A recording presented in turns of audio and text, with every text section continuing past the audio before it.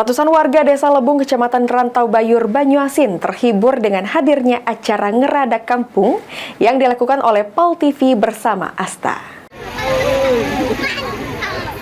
Ratusan warga Desa Lebung, Kecamatan Rantau Bayur, Banyuasin terhibur dengan hadirnya acara Ngeradak Kampung yang dilakukan oleh PAL TV bersama pasangan bakal calon bupati dan calon wakil bupati Banyuasin, Askolani dan Neta Indian atau Asta. Dalam sambutannya, Askolani selaku calon bupati Banyuasin sangat mengapresiasi masyarakat Desa Lebung, Kecamatan Rantau Bayur yang telah hadir dalam acara Ngeradak Kampung PAL TV bersama Asta, dan diharapkan dengan adanya acara ini masyarakat menjadi bahagia dan tetap semangat dalam menyambut pesta rakyat dan pesta demokrasi.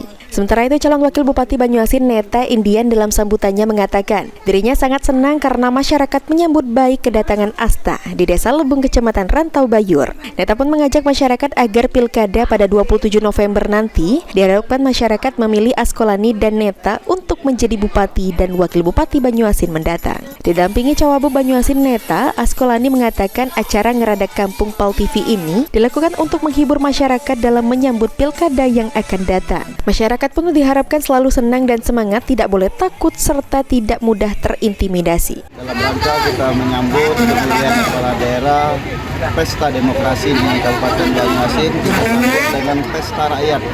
Ini salah satu kita mengajak masyarakat kita untuk bersukacita untuk menghadapi keadaan ini. Jadi jangan ada ketegangan ini.